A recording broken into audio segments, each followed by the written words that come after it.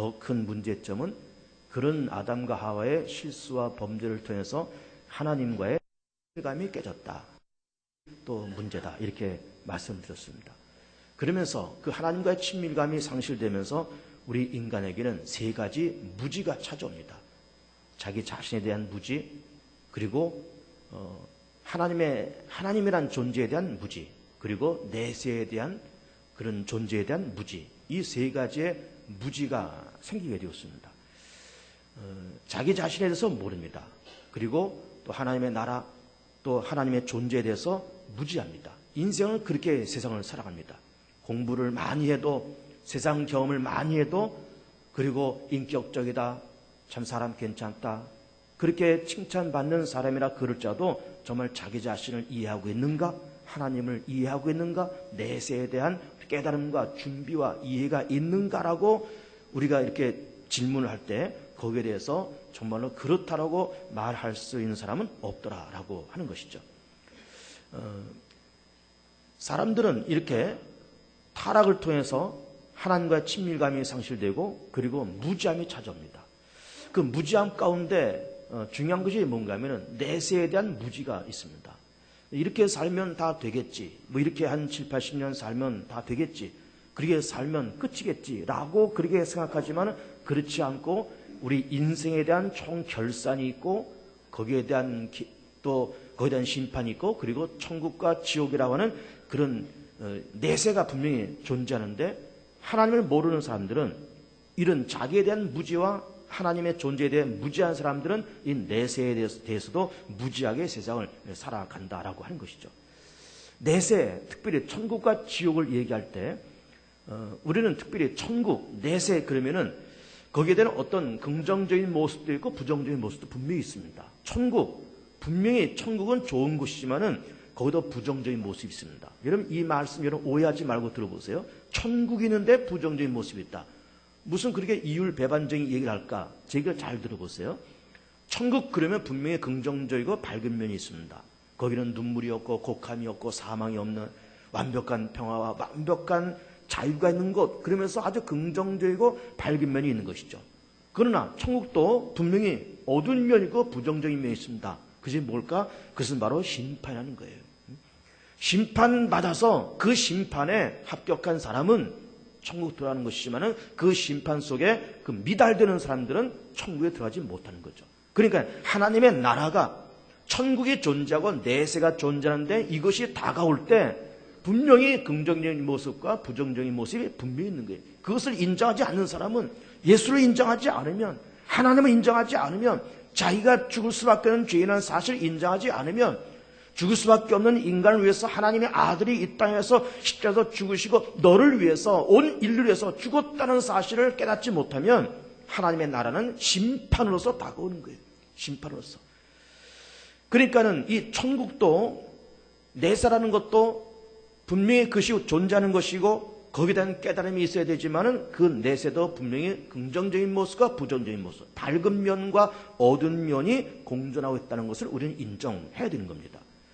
뿐만 아니라 그렇게 무지함 속에 빠지는 이 인간 세계, 그리고 사단이 공존 것을 잡고 있으면서 하나님과의 친밀감이 상실된 세상 속에서 그러면 의의가 뭐냐라고 할 때 그 의의를 이렇게 해석했습니다. 의의라고 하는 것은 하나님께로부터 내가 용납받을 수 있는 그런 상태. 천국이 있으면 그 천국으로부터 내가 수용당할 수 있는 그런 상태, 이것이 의의다. 이렇게 말씀을 드렸습니다. 그런데 세상 많은 사람들이 잘 먹고 잘 사고 이제는 풍요로운 그런 세상을 살아가면서 무엇을 먹을까 무엇을 마실까라고 하는 것을 향해서 부지런히 찾으면서 돌아다니는 세상이지만은 정말로 하나님 앞에서 내가 용납받을 수 있을 것이며 천국으로부터 내가 어떻게 수용될 수 있는 존재가 될 것이냐라고 하는 것을 진지하게 고민하는 사람은 없더라 그 말이에요. 없더라 그 말입니다. 그런데 더 문제점은 그것을 진지하게 고민을 하는 것도 좋지만 설령 고민을 한다 그럴지라도 이 세상에서는 답이 없습니다. 이것이 우리 가운데 우리 인류 사회의 딜레마요. 이것이 문제인 거예요. 이걸 가지고 고민하는 사람도 없고 고민해도 답을 찾지 못합니다. 그럼 왜 답을 찾을 수 없을까? 이 세상은 닫힌 세상이고 이 세상은 유한한 세상이기 때문에 그래요. 여러분, 닫힌 세상이라는 걸 생각해 보세요. 하나님과의 친밀감이 상실된 세상은 닫힌 세상이에요. 하나님의 나라를 깨닫지 못하고 심판의 개념을 깨닫지 못하는 영원의 세계, 죄사함의 세계를 깨닫지 못하는 세상은 이거는 닫힌 세상인 겁니다. 그리고 유한한 세상인 거예요. 우리의 목숨도 유한한 것이고 이 세상도 유한한 거예요. 언제까지 우리가 100년, 200년 살겠습니까? 의학이 발전되어서 조금 좀 우리가 장수시대를 살 수는 있을지 모르지만 그렇다고 해서 우리가 100년을 살겠습니까? 200년을 살겠습니까? 500년을 살겠습니까? 그렇게는 안 된다 이거예요. 이 세상도 많은 것이 발전되어 가겠죠. 의학이 발전되고 과학과 경제가 발전되어 가면서 더 그 스마트한 세상이 돼 갈 수도 있는 거예요. 우주적인 시대가 되어서 달에도 사람이 들어가서 거기 걸어 다녔고 이제는 화성도 정복하고 이제는 그 다른 행성도 정복하는 그런 시대가 분명히 오기는 오겠지만 그럴지라도 이 지구 땅덩어리와 이 우주라고 하는 이 운명이 이것이 무한정 계속 되어가는 그런 운명은 아닌 거예요. 이 지구도 언젠가는 멈출 때가 있습니다. 여러분, 지구가 자전과 공전을 하지 않습니까? 매일 하루 한 바퀴 돌고 그리고 태양을 향해서 하루 한 바퀴를 이렇게 지나가는 거예요. 1년 한 바퀴를 지나가는 겁니다. 그러면서 그렇게 그 지구가 빠른 속도로 자전과 공전을 하고 있지만은 이렇게 자전 공전이 무한정 계속 되어갈까? 그렇지가 않은 거예요. 언젠가는 태엽이 끊길 때가 있는 것이고 언젠가는 에너지가 끊길 때가 있습니다. 지구 자원이 고갈되듯이 이 땅에 이 우주 만물의 모든 자원과 모든 에너지도 고갈될 때가 있는 거예요. 그럼 자전과 공전이 멈춰진다라고 하면은 대혼란의 시대가 오는 거예요. 그러니까 이 세상은 하나님과의 친밀감이 상실된 세상이며 동시에 닫혀진 세상이고 동시에 유한한 세상 속에서 우리는 그렇게 살고 있는 겁니다. 그렇게 닫혀져 있는 세상 속에 살고 있기 때문에 그래서 의를 위해서 고민하는 것이 참 고상하게 보이고 저 사람 참 의를 위해서 고민을 많이 하네, 진지하게 생각하네, 그런 것을 생각할 줄 아는 사람 참 고상한 사람이지만 그렇게 고상하게 그를 고민한다 그럴지라도 이 세상에는 절대로 답을 찾을 수가 없습니다. 답을 찾을 수가 없어요. 말씀드린 것처럼 과학이 발전되고 경제가 발전되어서 소득은 점점 늘어날 수도 있습니다. 점점 스마트한 세상이 되어갈 수 있습니다. 엊그저께 심야 기도 드리면서 그 베리칩에 대한 말씀도 했잖아요. 몸속에다가 칩을 심는 거예요. 한 1cm쯤 되는 캡슐 형태의 작은 칩을 팔뚝에, 손등에 이걸 새겨서 탁 갖다 대면 문이 열리기도 하고 컴퓨터에다 딱 갖다 대기만 하면 컴퓨터 탁 켜지기도 하고 그러면서 자기의 정보와 이 모든 것을 이렇게 칩으로 만들어서 자기 몸에 이식하는 시대가 벌써 미국에서 열렸습니다. 이것이 우리 한반도에도 조만간 올 거예요. 스마트한 세상이라고 얘기할 수 있겠죠. 그렇게 과학이 발전되면서 스마트한 세상이 되고 경제도 발전돼서 점점 풍요로운 세상은 될 수도 있습니다. 우리나라도 지금 세계 한 10대 경제 대국이지만은 조만간 통일을 꿈꾸는 사람들은 2030년도 통일되어서 2030년도가 되면은 그때 우리가 영국과 프랑스를 넘어서 세계 7대 경제 대국이 된다라고 그렇게 내다보고 있는 겁니다. 7대 경제 대국. 그리고 이제 조만간 30년대는 4만 불 시대가 된다 이렇게 내다보는 겁니다. 지금 2만 불, 2만 5천 불 이렇게다가 4만 불 시대 거의 배의 소득 수준으로 그렇게 올라간다는 거죠. 그렇게 되는 것도 가능할 겁니다. 그러나 되어가지만 그렇게 스마트한 세상에 되어가지만은 의를 위해서 고민하는 인류 사회에 무엇이 의냐? 하나님 앞에서 어떻게 하면 수용될 수 있고 어떻게 하면 하나님께로부터 용납될 수 있는지를 이거를 세상에서는 절대로 답을 주지 못합니다. 철학이 발달돼도 철학에서도 거기다도 답을 내리지 못합니다. 종교도 답을 내리지 못합니다. 여러분 종교도 답을 내리지 못한다는 것도 여러분 오해하지 마세요. 그러면 기독교도 답을 내리지 못한다는 말일까? 그런 것이 아니라 저는 개인적으로 목사의 양심으로 기독교를 굳이 종교의 범주에 넣고 싶지가 않습니다. 왜 그러냐? 내가 예수를 알고 하나님을 섬기는 이것은 이거 종교 생활이 아니라 이거는 인간이면 마땅히 해야 될 본분인 거예요. 그래서 기독교를 굳이 종교로 넣고 싶지 않은 겁니다. 그러니까 어떻게 하면 사람이 의롭게 될 것이냐? 어떻게 하면 내가 수용되고 어떻게 하면 용납될 수 있는지를 고민하는 사람도 참 고상한 사람일는지 모르지만 그렇게 고민한다 그래도 인간의 세계 속에서는 답을 주질 못합니다. 왜 그러냐? 닫힌 세상이요, 유한한 세상이기 때문에 그렇다는 그 말이에요. 그렇습니다. 자, 우리는 세상 이렇게 살아가면서 예수를 안 믿어도 참 세상을 고상하게 사는 사람들 많습니다. 훌륭한 어른들 많습니다. 종교를 만든 사람들 다 훌륭한 사람들이죠. 뭐 석가모니도 그렇고 마호메도 그렇고 공자도 그렇고 우리나라의 위인이라고 얘기할 만한 나라를 구원한, 나라를 구출한 이순신 장군이라든지 한글을 만든 또 세종대왕이라든지 참 훌륭한 어른들인 것만큼 틀림없습니다. 그러면 그렇게 훌륭한 어른들이지만 우리 인간 세계 속에 참 멘토가 될 만한 사람이고 정말 롤 모델이 될 만한 그런 인물들이지만은 그런 사람들조차도 이 의에 대해서 답을 못 내리고 세상을 떠났습니다. 그들이 종교를 만들고 그들이 불교, 회교, 종교를 만들고 훌륭한 일을 많이 한 분들이지만은 그들도 역시 의에 대해서 고민을 아마 못 해봤을 것이고 고민을 했다 그럴지라도 그들도 역시 답을 못 내리고 세상을 떠났습니다. 그러면서 우리 인간은 하나님과의 친밀감에 상실되면서 세 가지 무지가 찾아왔다고 말씀을 드리는 겁니다. 자기에 대해서 모르는 거예요. 자기에 대해서 모릅니다. 내가 얼마나 하나님께로부터 멀리 떨어져 있는 존재고 얼마나 내가 타락된 존재이며 나 스스로의 힘 가지고는 구원받을 수 없는 존재라고 하는 것을 본인들은 절대로 깨닫지 못합니다. 그리고 하나님에 대해서 무지합니다. 그리고 하나님의 나라, 이 내세, 심판의 세계에 대해서 절대로 무지합니다. 전혀 무지합니다. 조금 전에 말씀드린 종교를 만드는 그런 사람들이나 우리가 참 훌륭하게 섬기는 그런 어른들도 정말로 자기 자신이 죽을 수밖에 없는 죄라는 사실을 그들이 깨달았을까? 깨닫지 못했을 거예요.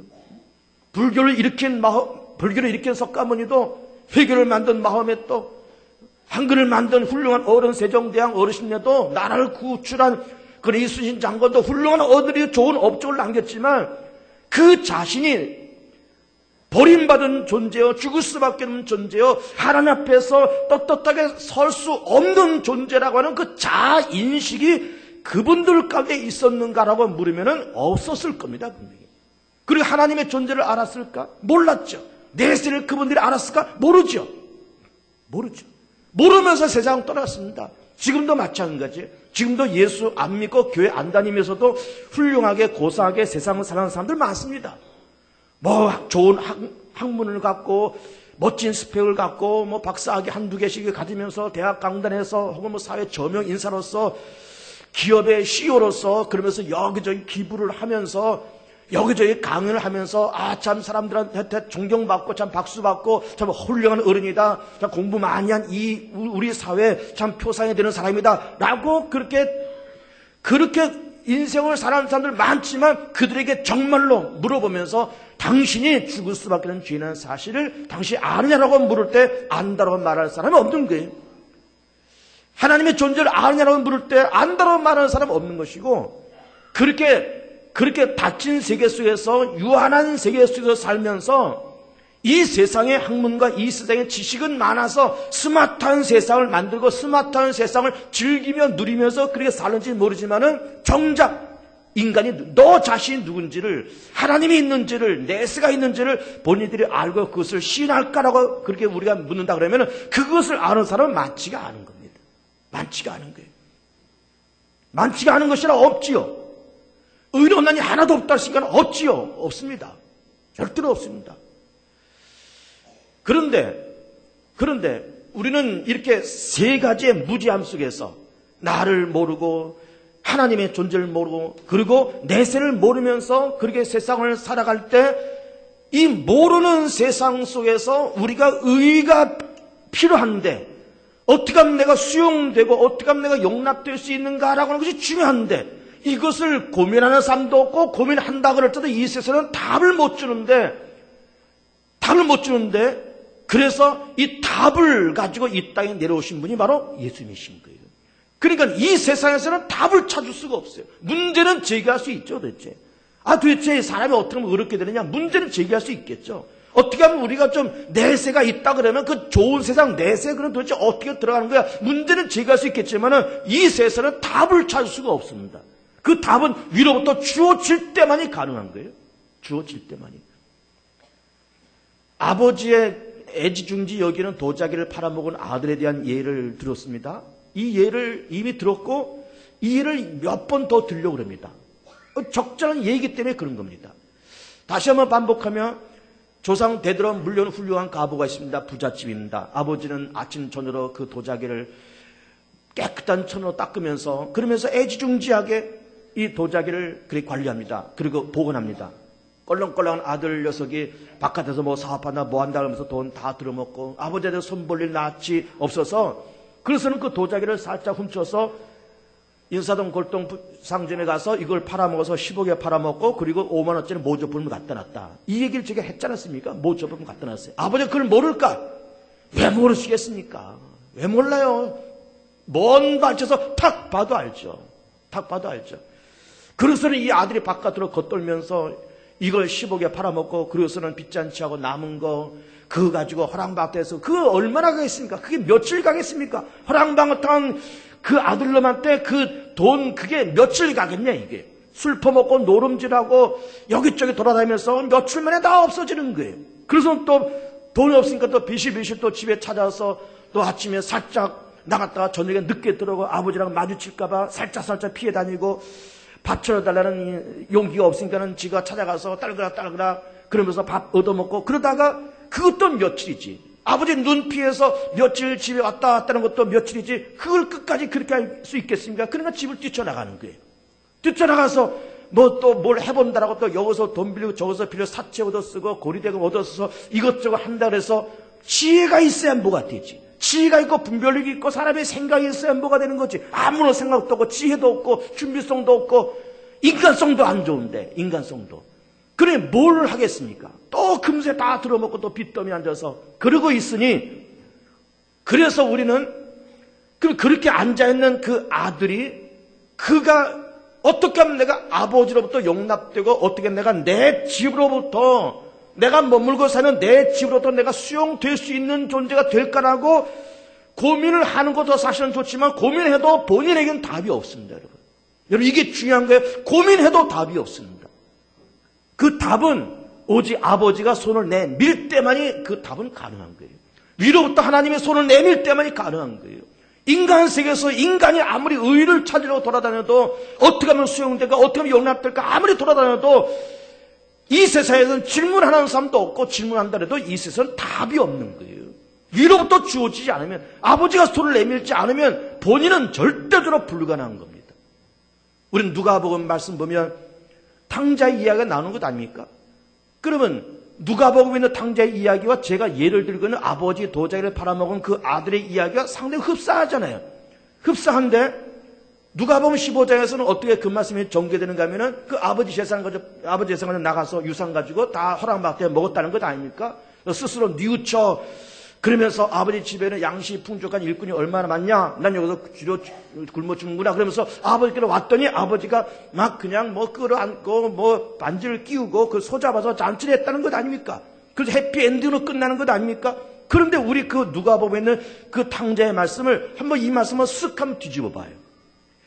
뒤집어 보면서 그렇게 빗나간 탕자가 스스로 뉘우쳐서 아버지로부터 내가 아들로 받아주지 말고 품꾼 하나로 써달라고 말하지 않아요. 밥이나 얻어먹을 테니까 일만 시켜주고 밥이나 얻어먹게끔 해달라고 왔다라고 할 때 아버지가 본문에서는 받아줬다고 말하지만 만약 아버지가 안 받아줬으면 어떻게 되는 거예요? 안 받아줬으면 어떻게 하냐 이게. 난 너 필요 없어. 난 너 잊어먹었다. 너 우리 집에 그림자도 얼씬거리지 마라. 그러면서 내쫓으면 어떻게 하겠습니까? 무슨 방법이 있어요? 자기는 스스로 뉘우쳐 돌아왔다 그래서 아버지가 받아주지 않으면 아무 소용이 없는 거예요. 아버지 도자기를 팔아먹은 아들도 마찬가지죠. 그렇게 해서 빚더미 앉아서 노숙자가 다 됐는데 아버지한테 갈까? 아버지한테 잘못됐다 그러고 어제 밥이나 얻어먹을까? 그럼 이 아들이 돌아올 만한 용기가 있으면 물론 좋고 그런 용기가 있을지라도 왔는데 아버지가 문전박대하고 내쫓았다 그러면 방법이 없는 거예요. 그러니까는 누가복음에 있는 탕자의 이야기나 제가 드리고 있는 이 도자기를 팔아먹은 아들의 이야기나 본인들은 문제가 좀 많고 그 문제를 제기하면서 내가 어떻게 하면 아버지께부터 수용되고 용납될 수 있을까라고 하는 것을 고민하는 사람도 참 수준 높은 사람이지만은 그렇게 고민한다고 해서 본인이 답을 얻는 것은 아니다 이거예요. 전적으로 하나님이, 전적으로 아버지가 먼저 손을 내밀지 않는 이상은 인간 세계에서는 답이 없습니다, 여러분. 그러니까 설교를 처음부터 다시 정리하면은 하나님과 친밀감이 상실된 세상에서 인간은 자기를 모르고 하나님을 모르고 세상을 모르면서 그렇게 살아간다 이거예요. 내세를 모르면서 살아가는데 전적으로 이 세상에서 어떻게 하면 내가 용납되고 어떻게 하면 수용될까 이거를 고민하는 사람도 없지만 고민한다 그럴지라도 이 세상에는 답이 없다 이 말이에요. 그래서 하나님 그 답을 위로부터 주어진 그 답이 바로 예수예요.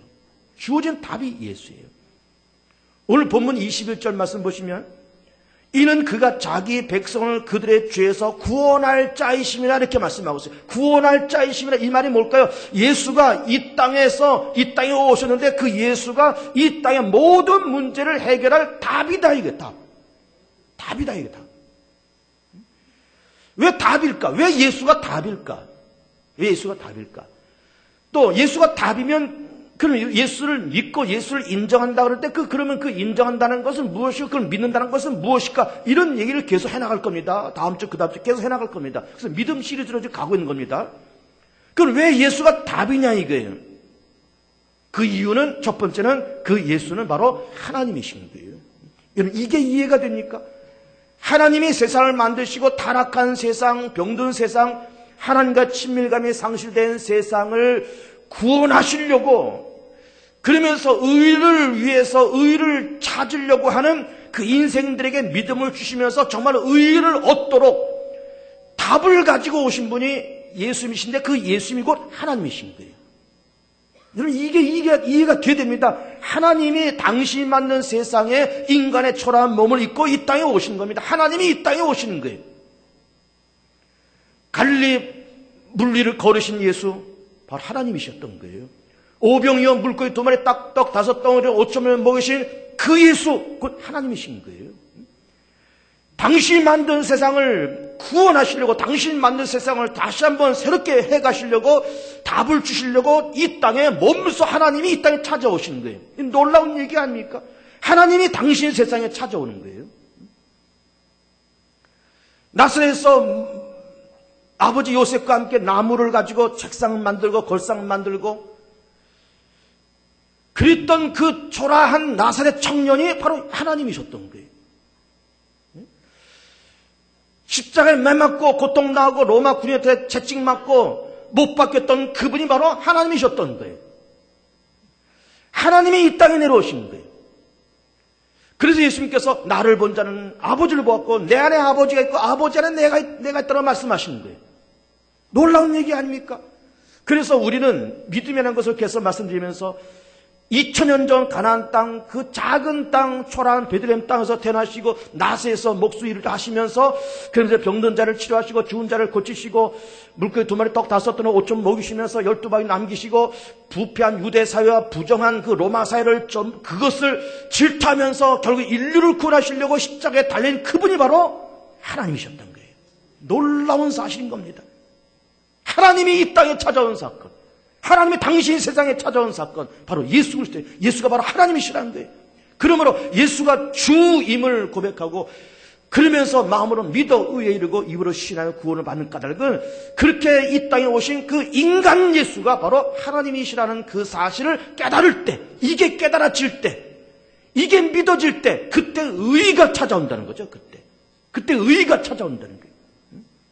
예수가 바로 하나님이셨던 거예요. 그리고 그 예수 그리스도는 두 번째는 이긴 자입니다, 여러분. 이긴 자. 여러분 세상에는 고상한 사람 많습니다. 돈 있는 사람도 많고 다 많지만은 이긴 사람은 없는 거예요, 이 세상에서. 죄를 이긴 사람 없습니다. 우리는 죄에 다 넘어가잖아요. 미혹에 다 넘어가지 않습니까? 우리는 내 욕심과 내 혈기와 내 감정에 다 넘어가지 않습니까? 남이 무슨 말하면 그것 때문에 시험 들고 그것 때문에 힘들어하고 다 그렇게 되지 않습니까? 사단이 미혹하면 넘어가지 않습니까? 사단이 유혹하면 넘어가잖아요. 죽음이 나한테 밀려오면, 병이 나한테 밀려오면 그 병에 져서 죽고 죽음이라는 그 쓰나미에 우리는 다 들어가지 않습니까? 그러나 예수는 이긴 자예요. 문선명이 이긴 자가 아니라 예수가 이긴 자예요. 죄를 이기고 사망을 이기고 사단을 이기고 모든 미혹도 아픔도 시기도 멸시도 모함도 다 이겼습니다.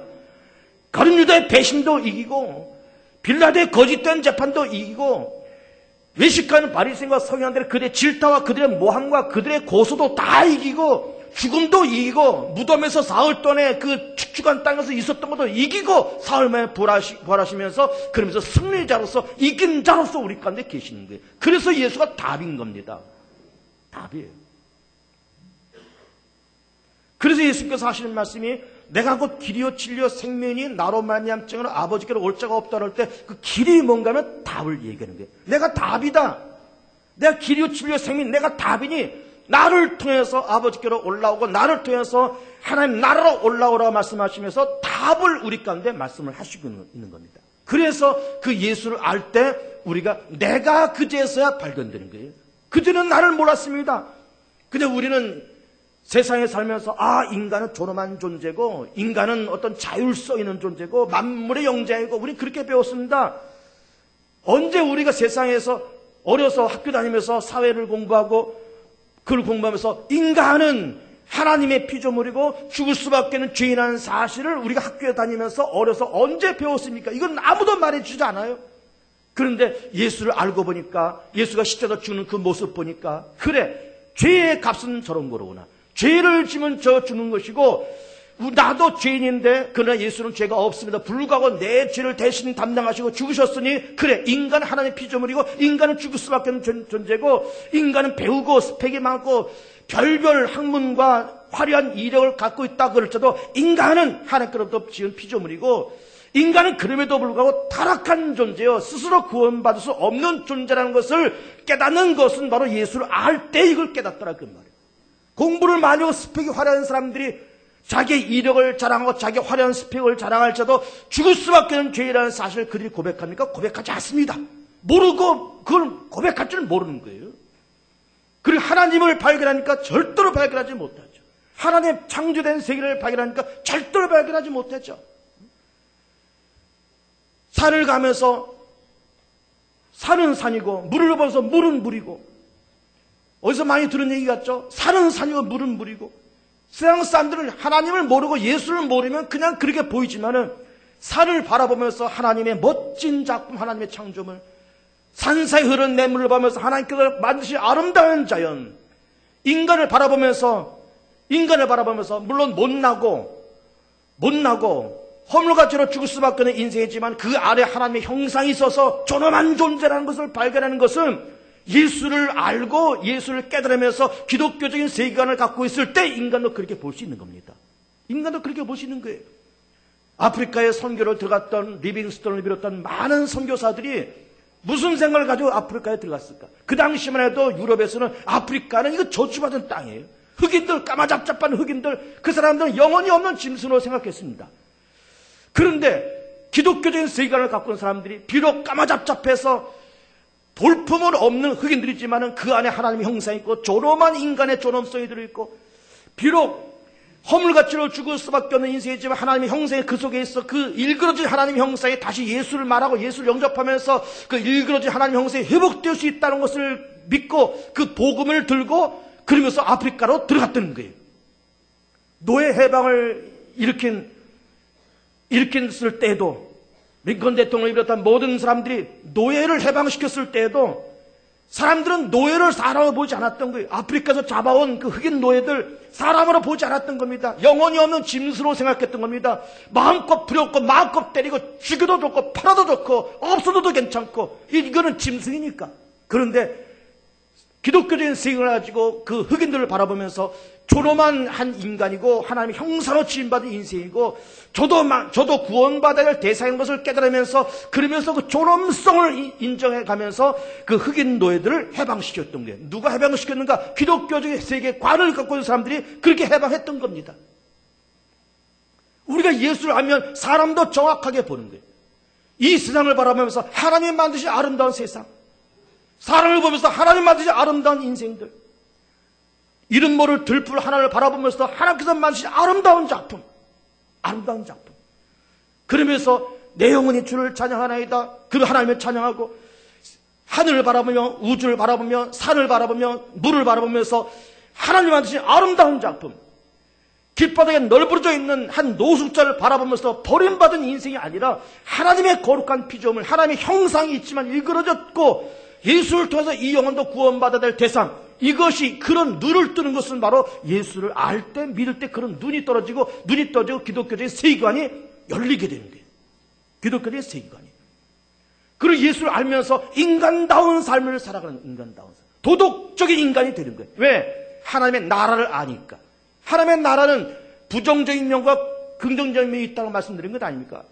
밝은 면과 어두운 면이 있다는 걸 말씀드린 것 아닙니까? 밝은 면이 분명히 있죠. 행복한 세상, 다시는 죽음이 없는 낙원이지만 천국은 어떤 의미로는 심판이에요. 결산입니다. 인간에 대한 결산이에요. 우리는 예수를 믿으면서 내세를 바라보면서 예수께서 말씀하시기를, 내세를 말씀하시면 이를 말씀합니다. 나는 부활의 생명이 물론 나를 믿는 자는 죽어도 살겠고 살아서 나를 믿는 자는 영원히 죽지 않는다. 그렇게 말씀하시면서 부활의 세계와 영원이라는 세계를 우리 가운데 가르쳐 주신 거예요. 한 번 이룬 것은 정한 거죠. 그 이후에 하나님의 심판이 있다. 심판에 대한 말씀도 우리 가운데 하시고 있는 겁니다. 죄의 사선 사망이 하나님의 은사는 예수 안에서 영생이라, 영생의 세계를 말씀하시는 겁니다. 너희는 마음에 근심하지 말라. 나를 믿으니 아버지를 믿으라.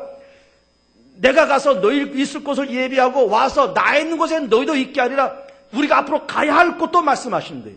그러니까 닫힌 세상에서 열린 세상으로, 유한한 세상에서 무한한 영원한 세계로 우리의 길을 뻥 뚫어놓은 그분이 바로 예수님이신 거예요. 그 뻥 뚫어놓은 그 사건이 바로 예수의 십자가의 죽으심과 부활인 겁니다. 그러면서 예수를 믿고 영접하면서 이제는 열린 세계가 열리는 거예요. 하나님의 나라, 심판의 세계가 보이는 겁니다. 믿어지는 거예요. 확신되는 겁니다. 그러면서 우리는 내세를 의식하니까 그 심판이 있네. 이렇게 살아도 저렇게 살아도 모든 그 심판에 결산이 있다는 것을 알게 되는 거예요. 달란트 비유가, 달란트라는 말은 은사란 말이지만 사실은 그런 달란트 비유는 결산을 얘기하는 거예요. 모든 인생은 결산이 있더라 이 말이에요. 그러면 결산이 있다는 것을 생각하면 이거는 한편 이것도 흐뭇한 일이지만 또 때로는 이거는 대단히 두려운 얘기입니다. 인생의 결산이 있다. 두려운 얘기예요. 인생의 결산이 있다는 거는. 자, 어떻게 하면 사람이 도덕적인 인간이 되고 윤리적인 인간이 될까?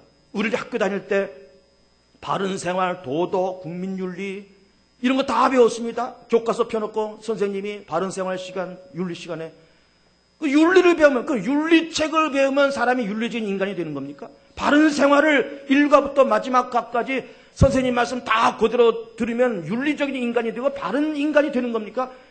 어느 정도는 되겠지만은 한 인간이 윤리적이고 바른 인간이 되기 위해서는 절대로 필요한 것이 있는 거는 내 삶 속에 결산이 있다는 것을 알 때 윤리적인 인간이 되는 거예요.